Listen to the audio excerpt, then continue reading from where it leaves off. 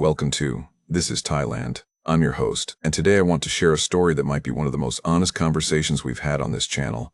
This is about Harley, a 59-year-old retired postal worker from Oregon who came to Pattaya looking for something he'd lost. What he found instead was a lesson about the real cost of loneliness. Not just the money, though there's plenty of that. I'm talking about something deeper. This one's gonna stay with you. Here's his story, in his own words. My name's Harley. I'm sitting here in a quiet house in Hua Hin, and I'm going to tell you about the most expensive 9 months of my life. Not because I want your pity. I don't.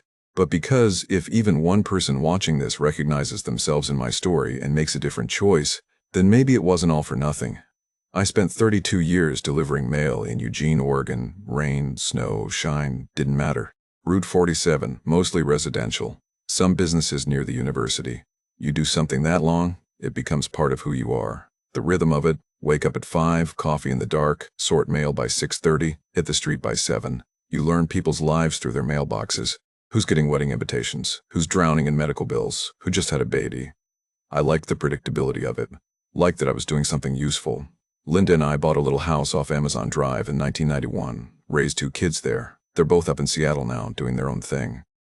Good kids. Don't talk to them much anymore, but that's on me, not them. Linda got her ALS diagnosis in February 2020, right when COVID was starting to make the news. Amyotrophic lateral sclerosis. That's the medical term.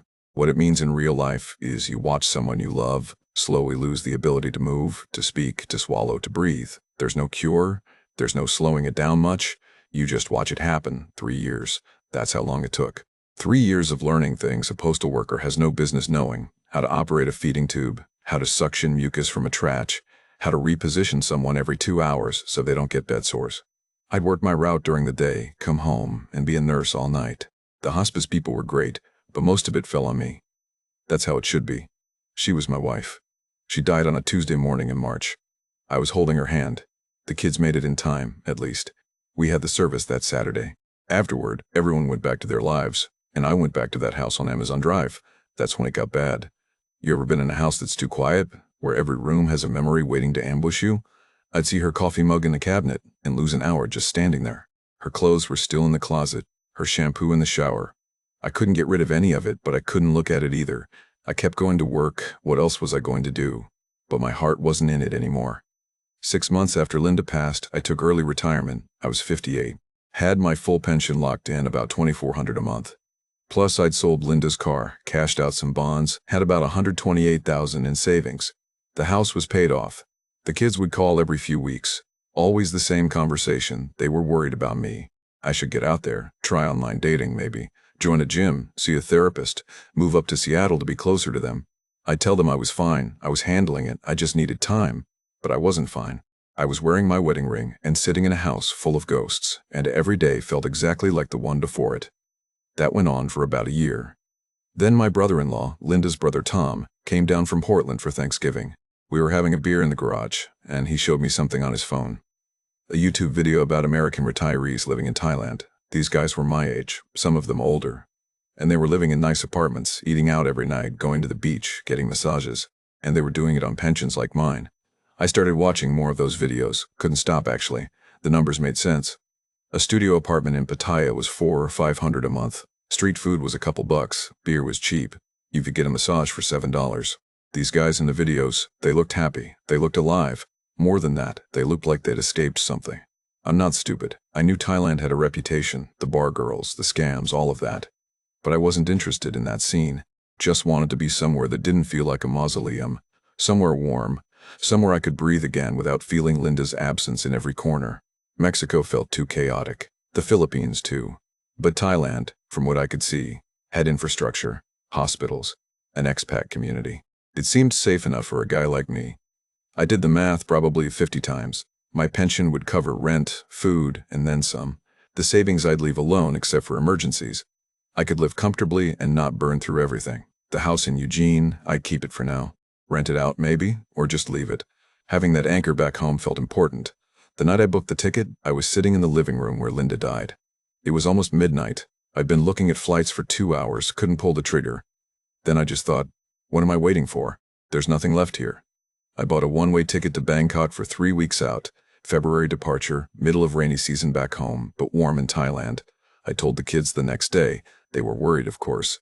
Tried to talk me into visiting first, not moving. But I told them I needed this. I think they understood, or at least they stopped pushing back. Those last 3 weeks in Eugene, I packed what I could fit in 2 suitcases, paid a neighbor kid to check on the house, and tried not to think too hard about what I was doing. Forward momentum, that's all I had. If I stopped to question it, I'd never leave. The night before my flight, I sat in that living room one last time. I told Linda I was sorry. Sorry I couldn't stay in our house. Sorry I was leaving the life we built. Sorry I needed to run away from her memory just to keep breathing. Then I locked the door and got in the cab to Portland International. I didn't look back. The flight was 14 hours, connecting through Tokyo. I barely slept. Too wired, too nervous, too aware that I was doing something that couldn't be undone. When we landed at Suvarnabhumi Airport in Bangkok, the heat hit me the second I stepped off the plane. It was February, middle of winter back home, and here I was walking into what felt like a wet blanket. 85 degrees and humid enough that my shirt was sticking to my back before I even got through customs. The airport was chaos. Signs in Thai script I couldn't read, announcements in languages I didn't understand, hundreds of people moving in directions that made no sense to me. I followed the crowd to immigration, got my 60-day tourist visa stamped into my passport, collected my bags, and walked out into the arrivals hall where taxi drivers were holding signs and calling out to tourists. I'd pre-booked a studio apartment online through a site called Pattaya Property, $350 a month, which seemed almost too cheap to be real. The landlord had sent me the address and told me to take a taxi straight there. It'd be about a 2-hour drive south to Pattaya. The taxi cost me 1,200 baht. I'd exchanged $500 at the airport, got about 17,000 baht for it, and I was already doing the mental math on everything. 1,200 baht was about $34 for a 2-hour taxi ride. Back home, that would have been 150, easy. We drove through Bangkok in the dark, the highway lit up with billboards and streetlights, motorbikes weaving between cars like it was a video game. I watched it all through the window, jet-lagged and overwhelmed, thinking, what the hell did I just do? We got to Jomtien around midnight. The taxi driver had trouble finding the building in the dark, kept stopping to ask directions from people on motorbikes. Finally found it, a 6-story apartment complex about 3 blocks from the beach. The landlord was waiting, a Thai woman named Noi who spoke decent English. She showed me the studio, 4th floor, no elevator. 1 room with a bed, a kitchenette, a tiny bathroom, air conditioning unit on the wall. The bed had clean sheets. The AC worked. There was a balcony overlooking the street. $400 a month. In Eugene, my mortgage had been $1,500. Noi gave me the keys, showed me how the water heater worked, told me 7-Eleven was 2 blocks away and the beach was straight down the road. Then she left. And I was alone in this room in Thailand, sitting on the edge of the bed, listening to motorbikes and karaoke coming from somewhere down the street. I slept for 12 hours. The first few weeks were sensory overload. Everything was different. The heat, the smells, the sounds, the food, the language. I'd walk to the beach in the morning, already sweating by the time I got there, and sit on the sand watching the ocean. Jomtien Beach isn't like the touristy beaches you see in photos. It's got vendors walking up and down selling fruit and grilled corn, Thai families having picnics, old Western guys getting massages under umbrellas. It felt real, not staged.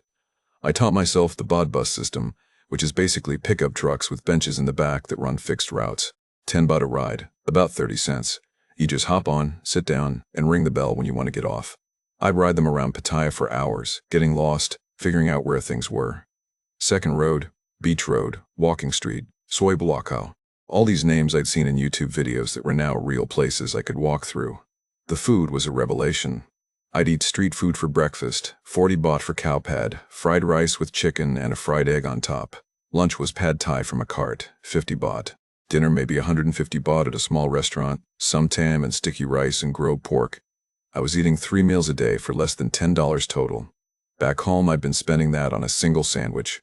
And the massages, $7 for an hour. Not the happy ending kind, just real Thai massage. The kind where they bend you into shapes you didn't know your body could make. I started going every few days. It was the first time since Linda died that I'd had human touch that wasn't a handshake or a hug from the kids. Just someone's hands on my back, working out knots I didn't know I had. I wasn't lonely exactly. More like I was thawing out. Like I'd been frozen for a year and this heat, this chaos, this completely foreign place was slowly bringing feeling back to parts of me that had gone numb. I kept to myself mostly. I'd see other Western guys around, at the 7-Eleven or on the beach or in restaurants, most of them older than me, a lot of them with Thai women young enough to be their daughters.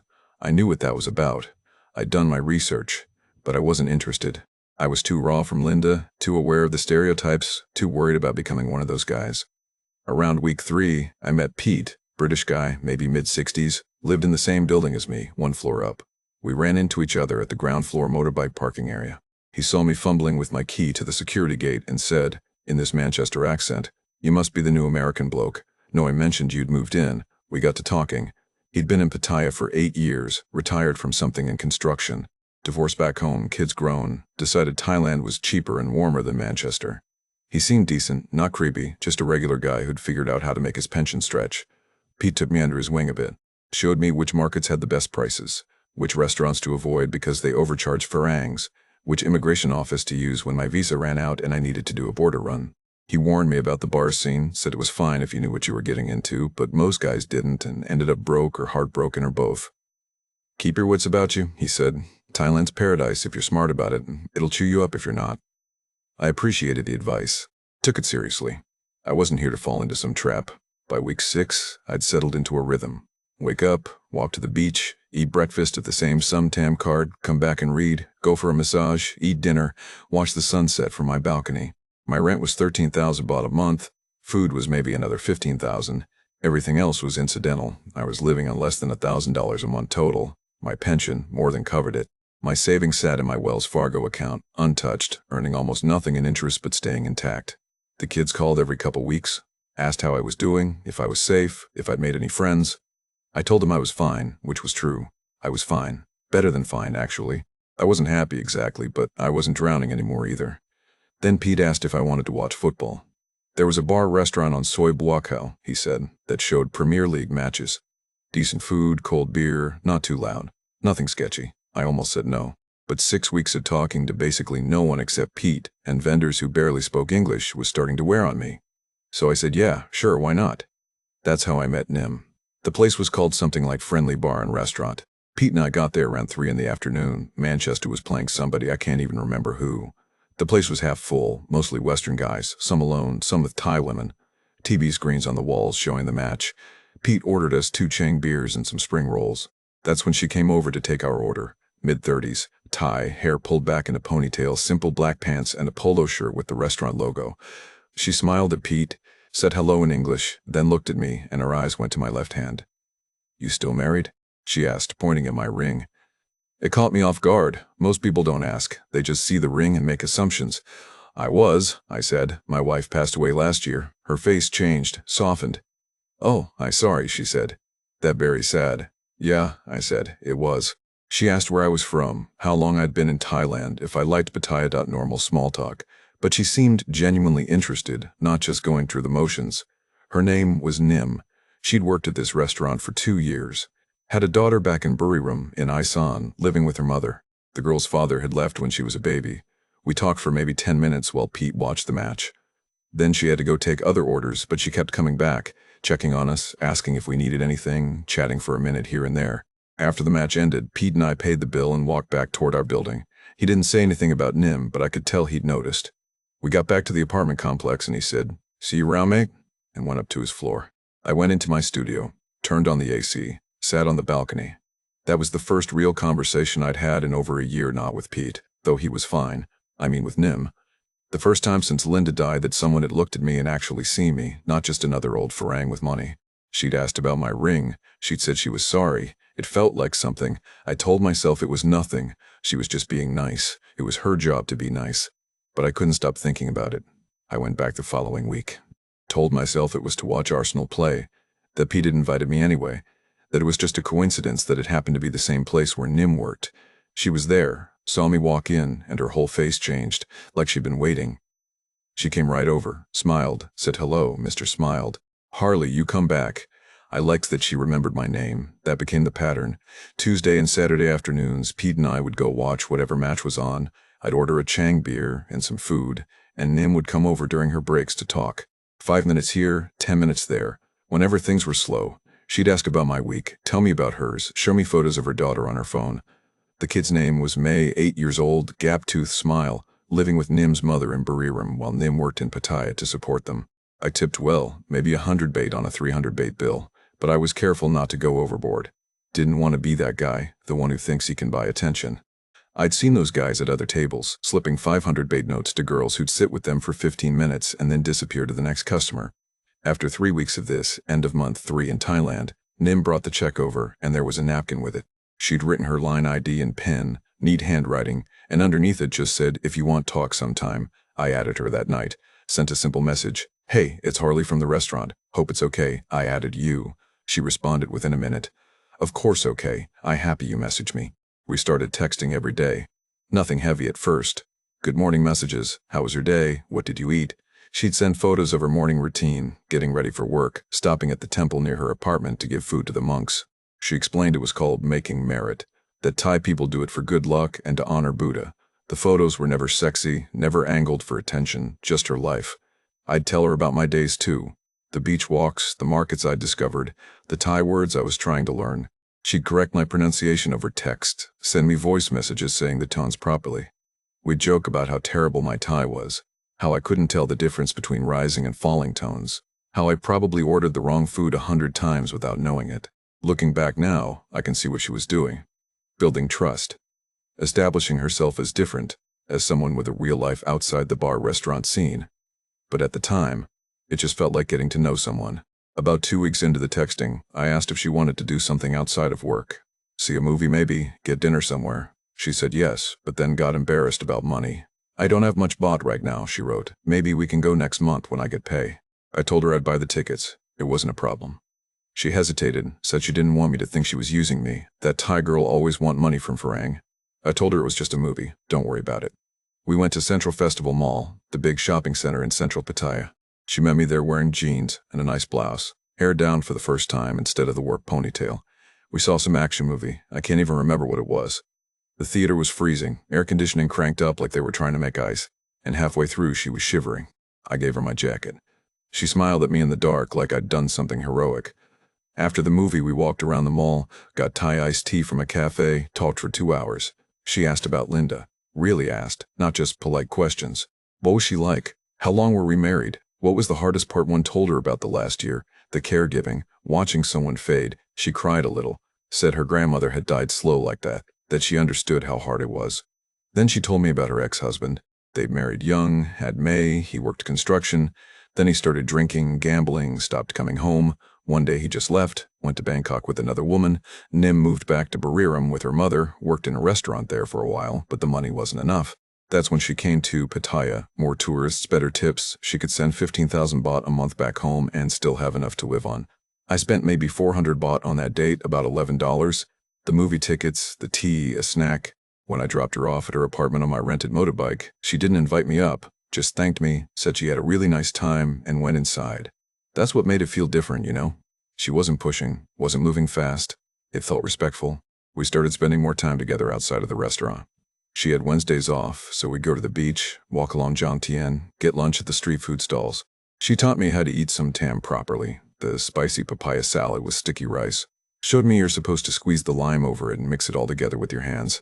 We'd go to Wat Phra Yai, the big Buddha temple, and she'd explain the proper way to the Buddha, how to light incense, what the different Buddha postures meant.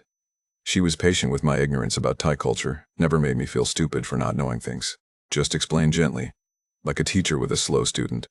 Month 4, things got physical. Not rushed, not transactional. We were at Jomtien Beach at sunset, sitting on the sand, and she leaned against me. I put my arm around her. She looked up at me, and I kissed her. First time I'd kissed anyone since Linda.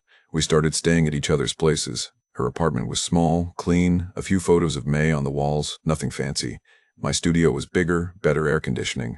She'd come over after work. We'd watch Thai TV shows I didn't understand. She'd laugh at my attempts to follow the plots. We'd go to bed together. She was affectionate, warm, present, not performative, if that makes sense. It felt real. I was spending maybe 2,000 baht a week on dates by then. $500 a month total, including my rent and food and everything else. My pension covered it easily. I still had my full savings untouched. The numbers made sense, but more than the numbers, it felt right. I'd done my research, spent hours reading about Thai dating scams on forums and expat sites. The warning signs were always the same. Asking for money immediately, love bombing, moving too fast, sob stories about sick buffalo needing medicine. Nim didn't do any of that. She had a job. She paid her own rent. She seemed embarrassed when I paid for things. I told myself I was being smart about this. Doing it the right way, not like those desperate old guys who met bar girls and proposed after 2 weeks. End of month 4, we were lying in bed in my studio, the air conditioning humming, and she turned to me and said, "I think I'm falling in love with you." Her English wasn't perfect, but the meaning was clear enough. "I think I'm falling in love with you too," I said. She smiled, put her head on my chest. "You good man, Harley. You have good heart." That's the moment everything changed, not because anything bad happened. The opposite. It was the moment I let myself hope again. Let myself imagine a future that wasn't just me alone in a studio apartment waiting to die. Maybe I could have a partner again. Maybe May could come visit. I could be a stepfather figure. Maybe we could get a bigger place, something with 2 bedrooms. Maybe I'd found what I came here looking for. I hadn't told my kids yet, didn't want to jinx it. But I was thinking about it, rehearsing how I'd explain it. Mom would want me to be happy. Nim's different. She's got a kid, she's responsible, she's not just some bar girl. You'll like her when you meet her. That night, holding Nim while she slept, listening to the motorbikes and karaoke from the street below, I felt something I hadn't felt since before Linda got sick.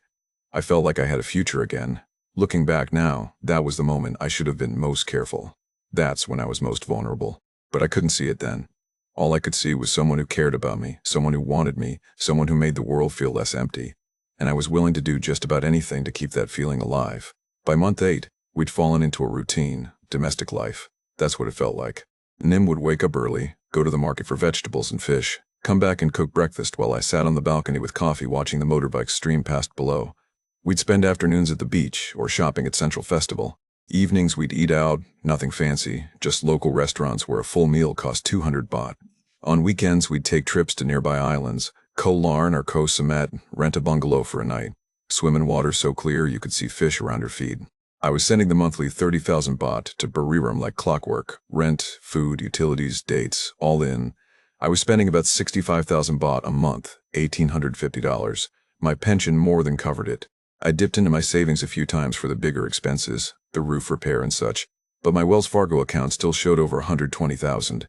I was fine, better than fine, but things were starting to add up in ways I couldn't quite rationalize away. Nim's phone, for instance. He was always face down on the table. Always. When it buzzed, she'd glance at it, sometimes pick it up and take it to the bathroom or step out onto the balcony. I'd hear her speaking rapid Thai, the tone different than when she talked to her mother, sharper. When she came back, I'd ask who it was. Always the same answer. My cousin, my friend from restaurant, my mother's neighbor. Sometimes she'd disappear for hours, say she was going shopping with her friend Ploy, come back empty-handed. "Where'd you go?"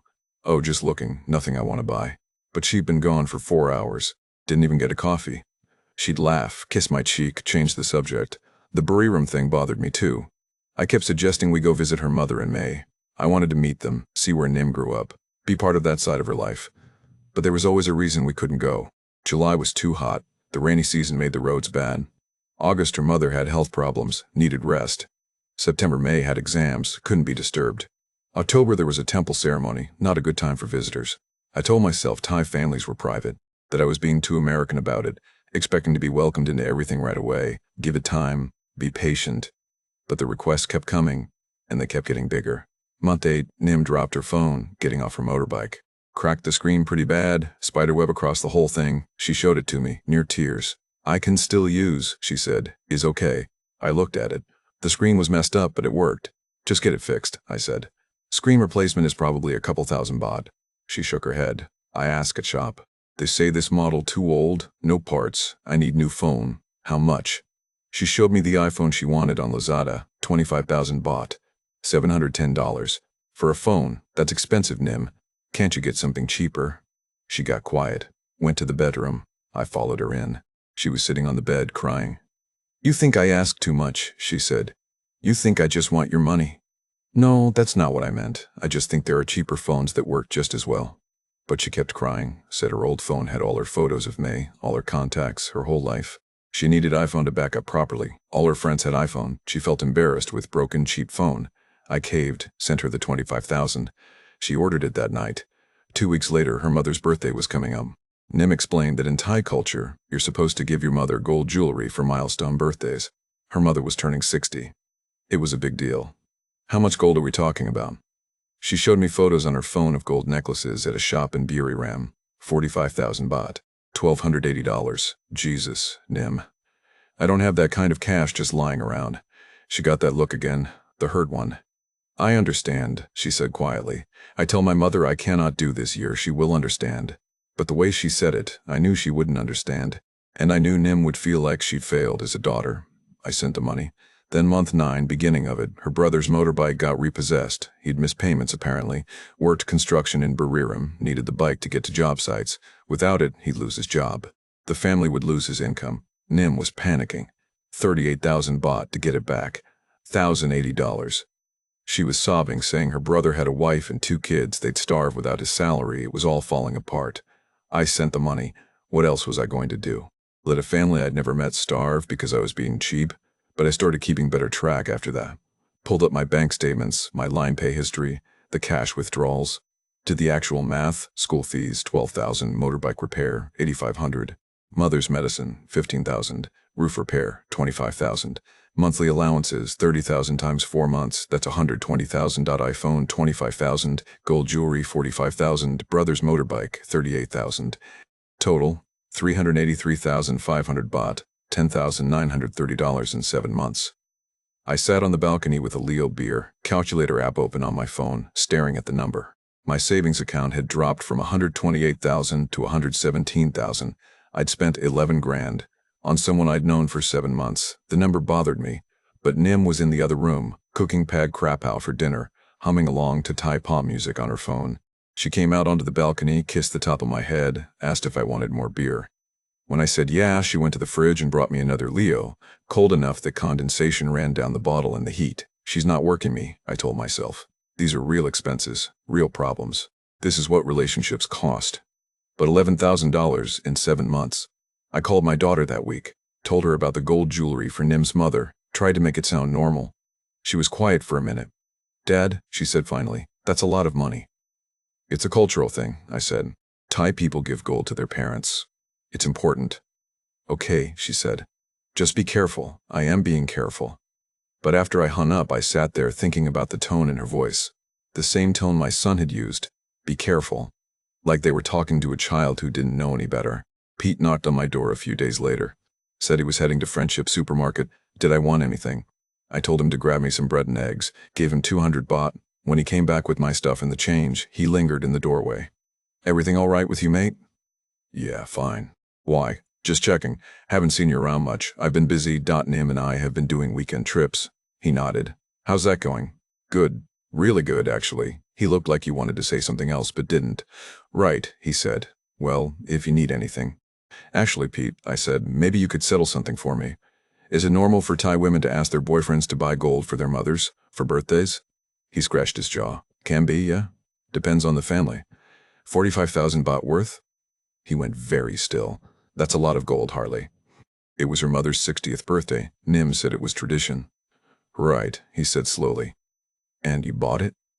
Yeah. Is that weird? Pete looked at me for a long moment. Then he said, she's lucky to have you. That's all I'll say. What's that supposed to mean? Nothing, mate. Just that you're generous. She's a lucky girl. But I heard what he wasn't saying. I heard the doubt, the careful way he chose his words. She's different, Pete. She had a job when I met her. She's got a kid. She's not like those bar girls you warned me about. Pete was quiet. Then he said, course not. You know best. He left. I stood in my doorway watching him walk up the stairs to his floor, and something about that exchange sat wrong with me. Course not. Like he was humoring me. Like he knew something I didn't. I went back inside. Nim was on the couch watching a Thai soap opera, laughing at something. I sat next to her, put my arm around her. She leaned into me, kissed my cheek. Love you, she said in English. Her accent was thick, but the words were clear. Love you too, I said. And I meant it. That was the thing. I loved her. Or at least I loved the idea of her, the life we were building, the feeling of not being alone anymore. The money was just money. What mattered was this, right here, her head on my shoulder, the ceiling fan spinning overhead, the smell of Thai jasmine rice from the kitchen. The money was just money. I could afford it. Everything was fine. It was a Thursday afternoon in late October, month 9. I was at Friendship Supermarket on 2nd Road buying groceries for the week. Eggs, bread, instant coffee, some vegetables Nim had asked for. I was in the produce section trying to figure out which kind of chili pepper she wanted, when I heard someone say my name, Pete, standing at the end of the aisle, shopping basket in hand. But he wasn't looking at me. He was looking past me, through the big glass windows at the front of the store. I turned to see what he was staring at. Nim was outside, sitting on her motorbike in the parking area, scrolling through her phone. When I looked back at Pete, his face had gone pale, literally drained of color. "You all right?" I asked. "Yeah, mate," he said quickly. "Just remembered I forgot something."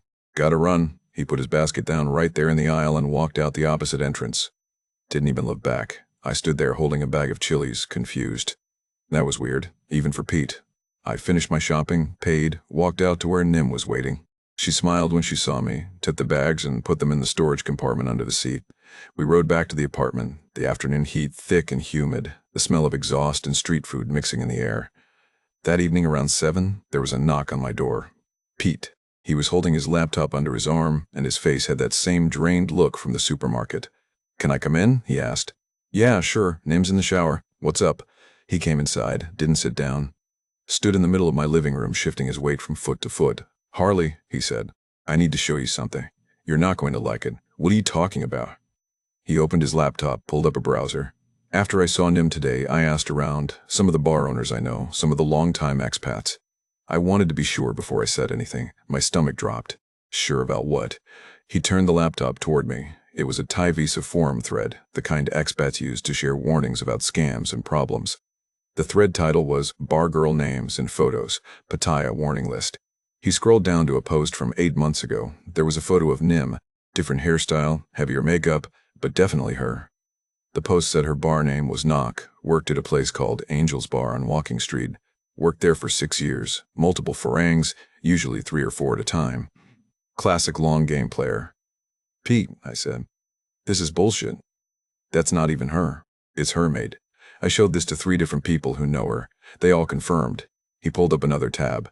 Facebook messages between him and some Thai guy who managed a bar on Soy LK.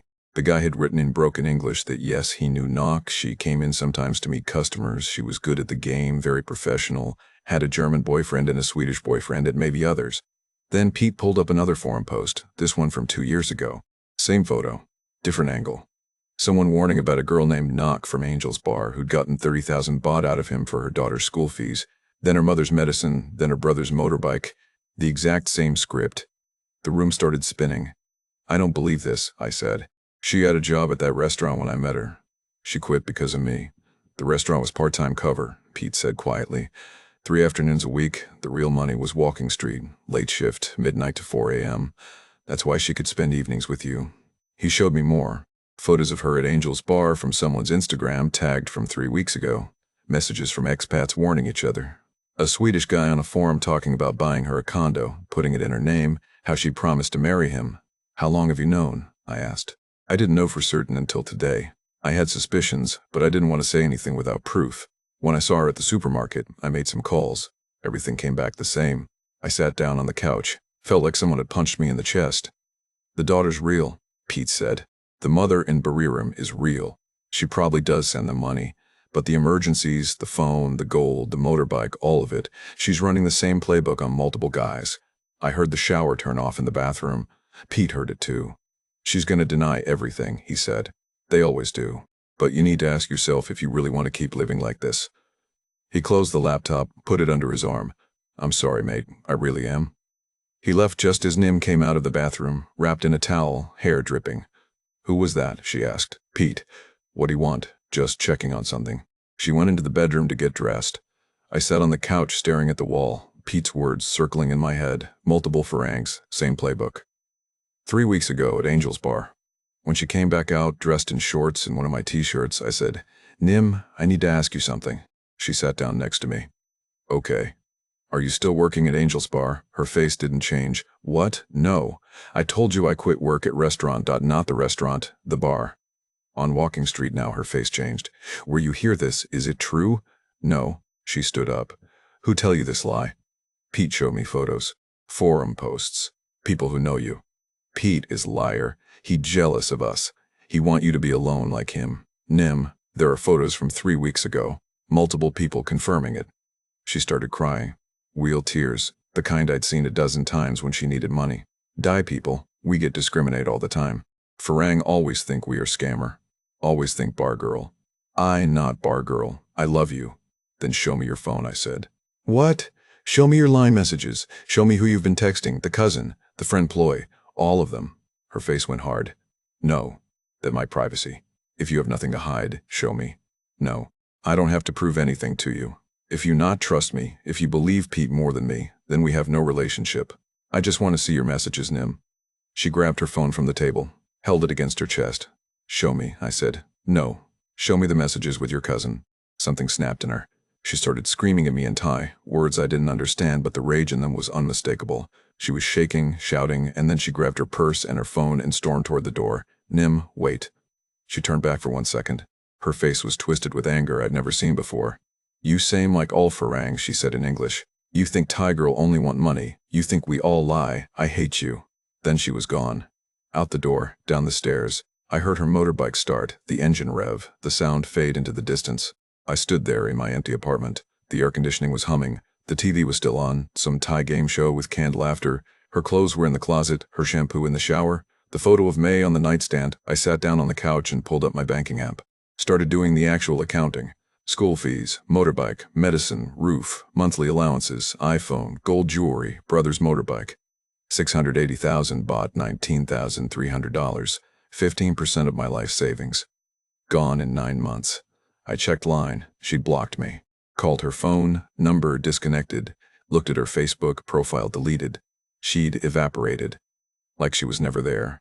I sat in that apartment until midnight, lights off, just the glow from the street coming through the window, the sounds of Pattaya at night, the motorbikes and music and voices, all of it blending together into white noise. The money hurt. 19 grand was real money, safety money, the kind of buffer that meant I could handle emergencies. But that wasn't the part that killed me. The part that killed me was I'd told my kids about her. I'd imagined a future. I'd let myself believe I'd found someone who wanted me for me, not for my pension and my Wells Fargo account. I'd thought I was being smart, careful, different from those pathetic old guys in the bars. Turns out I was exactly like them. Just another ATM with an expiration date. I finally went to bed around 2 a.m. Her side of the bed still smelled like her shampoo. I got up, stripped the sheets, threw them in the corner. Then I lay there in the dark, listening to the city, and started figuring out what came next. I spent the next 2 weeks in that studio barely going outside, ordered food delivery, drank too much Leo, sat on the balcony watching the street below, the parade of Western guys with Thai women half their age, all of them probably telling themselves the same lies I'd told myself. I kept replaying everything, all the signs I'd ignored because I wanted so badly to believe. The phone always face down, the mysterious calls she'd take outside, the disappearing for hours with nothing to show for it, the way she'd postpone every single attempt to visit Buriram, always an excuse, always a reason.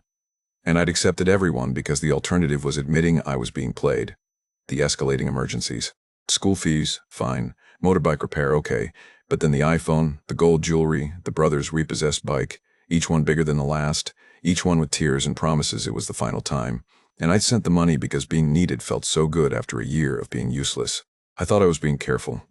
Thought I was doing it differently than those pathetic old guys you see in the bars, the ones buying rounds for girls who'll forget their names by morning. I'd done my research, I'd read the warnings, I'd watched for red flags, and I'd missed every single one. Or I'd seen them and told myself they didn't apply to me because Nim was different. She wasn't different. I was just another mark, another ATM with an expiration date. The only thing that made me special was how willing I was to believe the performance. The money hurt. $680,000 bought. $19,300. That represented almost 15% of everything I had. My safety net, my buffer against emergencies, part of what Linda's death had left me, gone. But the money wasn't even the worst part. The worst part was when 500 told my kids about her. I called them, excited, told them I'd met someone, that I was happy, that they didn't need to worry about me anymore. I could hear the doubt in their voices even then, but I dismissed it as them being overprotective. Now I'd have to tell them they were right. The worst part was, 500 imagined a future, Nim and me in a bigger apartment, May coming to visit, maybe even moving to Pattaya full-time. I pictured myself at her school events, teaching her English, being the stepfather she'd never had, family dinners, holidays, not being alone, all of it gone, evaporated like she'd never existed. The worst part was 500 invested hope I couldn't afford to lose twice. After Linda, I didn't think I had any left, but somehow Nim had found it, made me believe again, and then torched it. That's the real cost, not the bot, the hope. Week 3 after Nim left, Pete knocked on my door. I hadn't answered his previous visits. This time he didn't leave. Harley, open the door. I know you're in there. I opened it. He looked at me, at the empty beer bottles on the counter. At the state of the place. Right, he said. You're leaving. What? This place is poison for you now. Every corner's got a memory. You need a fresh start. I'm fine. You're drinking yourself to death in a studio apartment. That's not fine. Pack your stuff. We're going to Hua Hin. I don't want to go to Hua Hin. I don't care what you want. You're going. He helped me pack. Took 2 days. I'd accumulated more stuff than I realized in 9 months. 9 things I threw away. Couldn't look at them. Hua Hin is about 3 hours south of Pattaya. Quieter. Older expat crowd. More retirees. Fewer bar girls. Beach town without the walking street chaos. Pete knew a landlord there. Got me a small house for $12,000 baht a month. $340. 1 bedroom, little garden, 5-minute walk from the beach. I moved in November, month 10 in Thailand. The house was plain. White walls, tile floors, basic furniture. But it was mine. No memories of Nim here. No ghost of who I'd been when I thought I had a future. I started walking the beach every morning. Hua Hin Beach is wider than Jomtien, less crowded. Mostly Thai families. Some older Western couples who'd clearly been together for years. The real kind of together, not the bought kind. I bought a camera, nothing fancy, just a decent point and shoot. Started taking photos of the sunrise, the fishing boats coming in, the dogs that roamed the beach. It gave me something to do with my hands. Month 11, I started volunteering at an animal shelter on the outskirts of town. They needed help walking dogs, cleaning kennels, basic stuff. The woman who ran it, older Thai lady named Kun Pensri, didn't ask questions. Just put me to work. The dogs didn't care about my story. Didn't care that I'd been an idiot. They just wanted walks and food and someone to scratch behind their ears. It helped. I made some acquaintance-level friends. Other expats at the shelter, a couple British guys I'd see at the same coffee shop every morning, a Canadian who lived 2 streets over. Surface-level stuff. How's the weather? Did you see the news? Want to grab a beer? Nothing deeper. I didn't have the energy for deeper. I haven't dated since Nim, haven't tried. The thought of going through that again, of opening myself up to someone, of risking that kind of hurt, it's too much. I wear my wedding ring again. Nim had wanted me to take it off, said it made her feel like I was still married to Linda. I took it off for her. Put it back on after she left. It's simpler this way. Keeps the questions away. My pension still comes in every month. 83,000 baht. Rent's 12,000. Food and utilities maybe 10,000. Everything else is minimal. I'm living on less than $1,000 a month again. My savings are still sitting at 108,000. I'm fine financially. I'll be fine. But I'm also alone. More alone than I was in Eugene, somehow. Because in Eugene I'd never tried. Here I tried and failed spectacularly. I've learned some things though. Hard lessons, expensive lessons, but lessons. In Pattaya, if someone seems too good to be true, you're paying for the illusion without realizing the price. Everyone's working an angle. Not because Thai people are bad, but because that's what Pattaya is. It's a machine designed to separate lonely men from their money. Some do it with bars and girls. Some do it with restaurants and fake jobs. The mechanics change, but the outcome's the same. The cost isn't the money you send. 19 grand, that's recoverable. It hurts, but it's not the end of the world. The cost is the hope, the dignity, the trust. The ability to believe someone might want you for you, and not what's in your bank account. Once that's gone, you can't get it back. There's no refund window for that. I sit on my little porch in Hua Hin some evenings, beer in hand, watching the sun set over the Gulf of Thailand, and I think about what Linda would say if she could see me now. She'd probably laugh. Not mean, just that laugh she had when I did something dumb but harmless. "Oh, Harley," she'd say, "what am I going to do with you?" I don't know, Linda, I really don't know. But I'm still here, still breathing, still walking dogs and taking photos and eating kale pad for breakfast. That has to count for something. Harley's story isn't unique. We hear versions of it every week here at This Is Thailand. The details change. Sometimes it's a bar girl. Sometimes it's a woman with a legitimate job who's running a side hustle. Sometimes the guy loses $20,000. Sometimes $200,000. Sometimes they catch on after a few months. Sometimes it takes years. But the pattern holds. A lonely man meets an attentive woman in a place specifically designed to manufacture these encounters. He mistakes a transaction for a connection. He invests not just money but hope, and that hope gets weaponized against him. The tragedy isn't the money lost, though that's real. The tragedy is the second chance at happiness that gets burned. After Harley lost Linda, he thought he was done. Then Nim made him believe again. And when that turned out to be an illusion, it didn't just cost him $19,000. It cost him the ability to hope. If you're watching this and you recognize yourself in Harley's story, you're not alone. And you're not stupid. You're human. Loneliness makes us all vulnerable. The need for connection, for someone to care about us, that's not a weakness. That's what makes us human. But now you know the cost. Now you know what to watch for. And maybe, just maybe, that knowledge will save you from learning this lesson the way Harley did. Until next time, this is Thailand.